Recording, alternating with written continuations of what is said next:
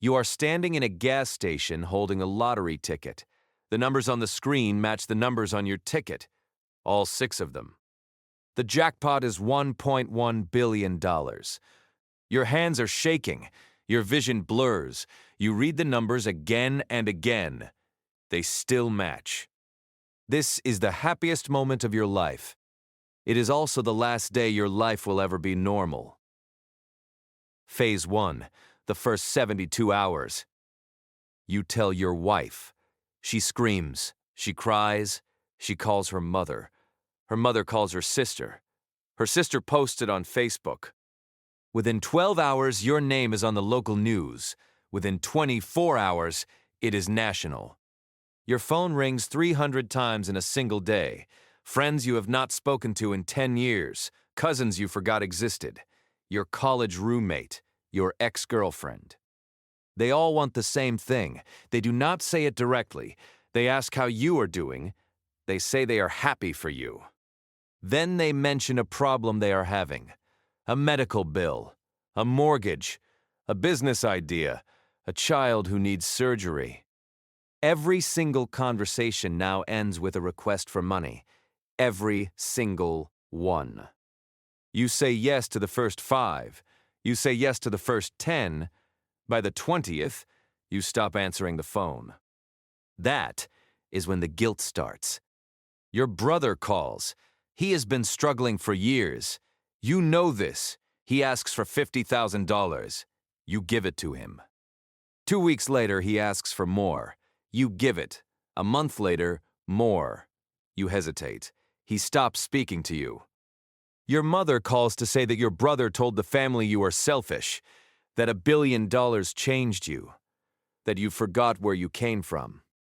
You have had the money for 3 weeks. Your family is already breaking apart. Your best friend from high school sends you a text, just one line, "Must be nice." You write back. He does not reply. You call him. He does not pick up. He never will again. You did not do anything wrong. You won the lottery, and that was enough to destroy a friendship that lasted 20 years. One winner said, she quit her job, moved away, and went no contact with everyone. She could not handle the hounding. Another said, there are days I wish we were back to just getting paid every 2 weeks. This is not fiction. A man named Jack Whitaker won $315 million in West Virginia in 2002. He was already a millionaire. Within 2 years, his granddaughter was found dead under a van from a drug overdose. Her boyfriend had died the same way months earlier, inside Whitaker's house. His daughter later died too. His wife left him. His house burned down. He was arrested for drunk driving. Twice. He told a reporter, I wish I had torn the ticket up. Phase 2. The spending. You take the lump sum. After federal and state taxes, your $1.1 billion becomes roughly $400 million. That still sounds like an impossible amount of money. It is not. Watch how fast it disappears. You buy a house, not a normal house, a mansion, 10 bedrooms, a pool, a home theater, 6-car garage, $12 million. You buy cars, a Lamborghini, a Range Rover, a vintage Porsche, a Rolls-Royce for your wife, $2 million. You buy your parents a house, your brother a house, your wife's parents a house, your best friend a house, another $8 million. You donate to charity, $5 million. You invest in a friend's restaurant, $3 million. You fly your family to Europe for a month, $1 million. In 6 months, you have spent $40 million. You do not feel worried. You still have $360 million. But the spending does not stop. It accelerates. Because you have never had money before. You do not know how to maintain a mansion. Property taxes alone are $200,000 a year. Staff, landscaping, security, insurance, maintenance. Your house costs you $50,000 a month just to exist in. The cars need maintenance. The Lamborghini's oil change costs $2,000. The tires cost $4,000. each. Your friend's restaurant fails in 8 months. Your $3 million is gone. He does not offer to pay you back. He says it was a risk you both took. You fund your cousin's clothing line. $1 million, it sells 14 items. Total revenue, $800. You lend your college roommate money for a tech startup. He promises to pay you back in a year. You never hear from him again. Every person who asks you for money has a plan. None of them have experience. All of them have confidence. That combination is a money incinerator. The investments your financial advisor recommended lose 40% in a downturn. You fire him. You hire another one. He charges more and performs worse. William Post won $16.2 million in Pennsylvania. It lasted 1 year. He was $1 million in debt 12 months after winning. His brother hired a hitman to kill him and inherit the money. His ex-girlfriend sued him for half. He died on food stamps. You tell yourself you are smarter than that. Everyone tells themselves that. Michael Carroll won $15 million in Britain. He was 26. He bought a mansion and filled the garden with demolition derby cars. He threw parties that lasted days. He cheated on his wife with prostitutes. She left. The money ran out. By 2016, he was working in a slaughterhouse. He later remarried his ex-wife. The same woman who left him when he was a millionaire came back when he had nothing. Think about that. Evelyn Adams won the New Jersey lottery twice, $5 million total. She gambled it all away in Atlantic City. She ended up living in a trailer. She said, "Having it all did not make the headaches go away. They just got louder." Phase 3, the isolation. 2 years in, you have new friends now. None of them knew you before the money. They laugh at your jokes a little too hard. They agree with everything you say. They never challenge you. They never say no. You realize something slowly. You cannot tell who likes you and who likes your wallet. And eventually, you stop trying to figure it out. Your old friends stopped calling months ago. You said no too many times. Or they feel uncomfortable around you now. Or both. Your wife has changed. Or maybe you have changed. The arguments are different now. They used to be about bills. Now they are about control. She wants to spend. You want to save. Or the reverse. Either way, the money is a weapon now. And both of you know how to use it. Kenneth and Connie Parker were happily married for 16 years. Then they won $25 million. His wife kicked him out within months and kept all the money. Juan Rodriguez won $149 million. The month before his win, he had filed for bankruptcy. He had 78 cents in his bank account. His wife left him too. You start drinking more. Not a lot. Just a glass of wine at dinner that becomes a bottle that becomes 2. You have nothing to wake up for. You do not have a job. You do not have a schedule. You do not have a purpose. People think money gives you freedom. It does. Freedom from responsibility. Freedom from the things that made you feel useful. And freedom, it turns out, is a very empty room. You used to complain about your boss, about the commute, about Monday mornings. Now there is no boss, no commute, no Mondays that feel different from Saturdays. Every day is the same, and every day is nothing. You join a gym. You quit after 2 weeks. You start painting. You quit after 3 days. You consider going back to work. But doing what? For how much? The money made your old salary feel meaningless, and meaning was the only thing the job ever gave you. A psychologist who studies sudden wealth calls it sudden wealth syndrome, guilt, paranoia, identity confusion, loss of purpose. You are not going crazy. You have a diagnosable condition that happens to people who get too much money too fast. Phase 4, the predators. Strangers show up at your door, literally. They know your address because it was published in a news article. One man brings a handwritten letter explaining why God wants you to give him $100,000. He is crying. He believes it. A woman files a lawsuit claiming you promised to split the winnings with her. You have never met this woman. The lawsuit costs you $200,000 to fight. You hire security, full-time bodyguards, a gated property, cameras on every entrance. Your children are driven to school in an armored SUV. One morning you find a man sleeping on your lawn. He says God told him you would help. Security removes him. He comes back the next day. And the next. A woman befriends your elderly mother, helps with groceries, drives her to appointments, gains her trust over months, then convinces her to sign over access to a joint account.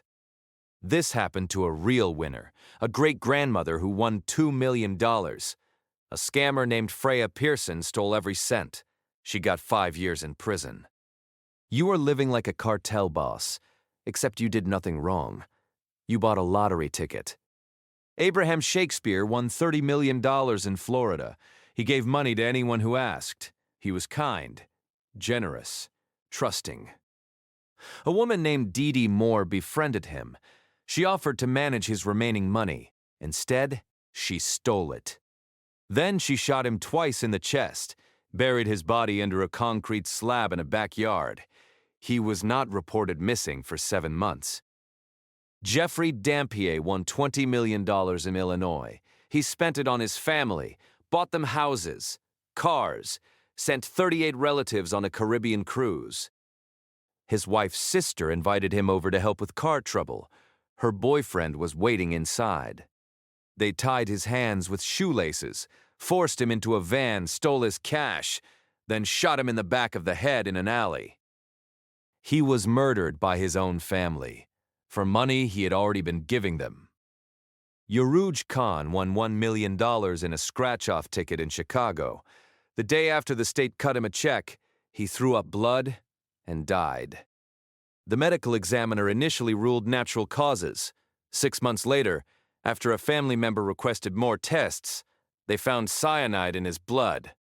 Nobody was ever charged. Phase 5, the collapse.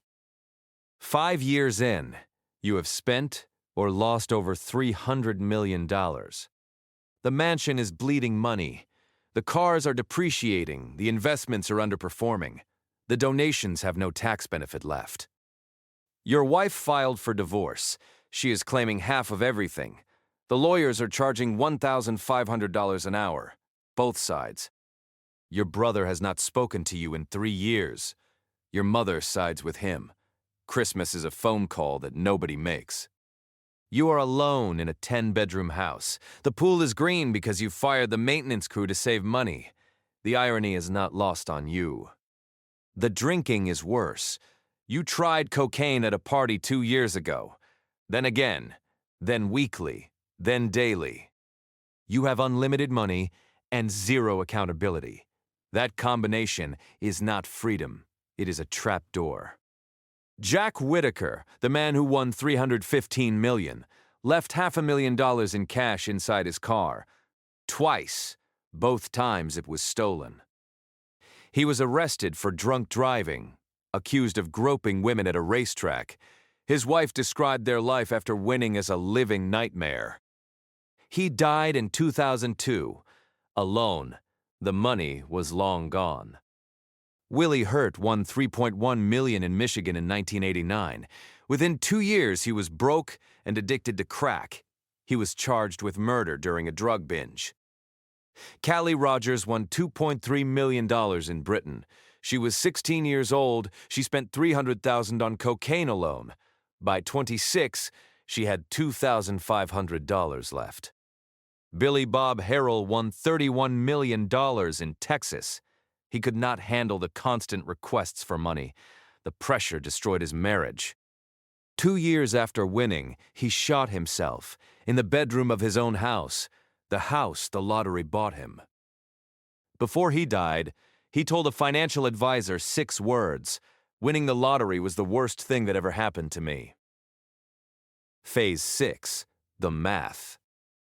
70% of lottery winners go broke within 7 years. That number comes from the National Endowment for Financial Education. 1 in 3 lottery winners eventually declare bankruptcy.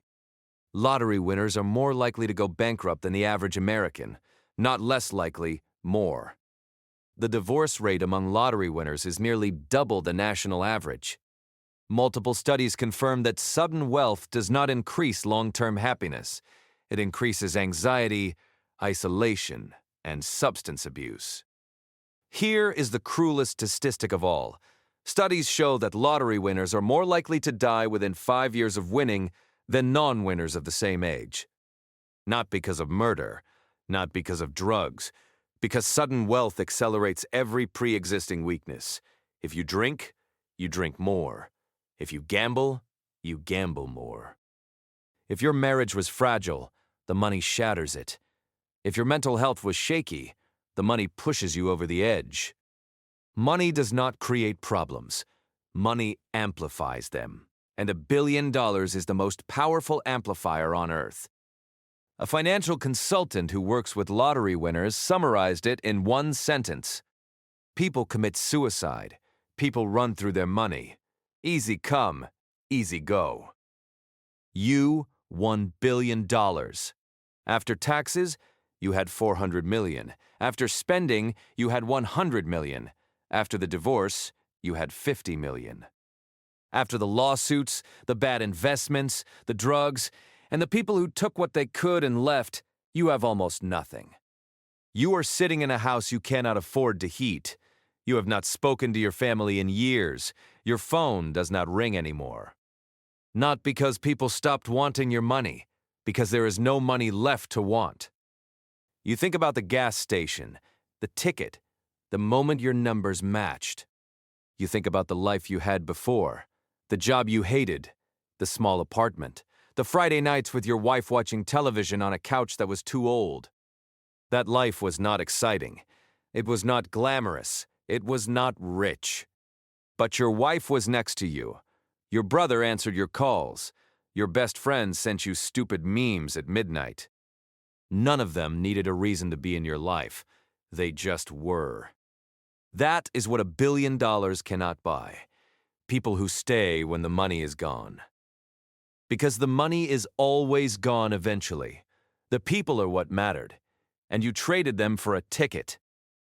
But it was yours, and everyone in it was there because they wanted to be, not because of what you had. $1 billion.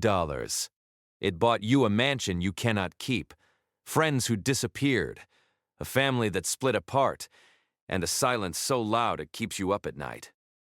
The gas station is still there, on the same corner, under the same lights. Someone else is buying a ticket right now.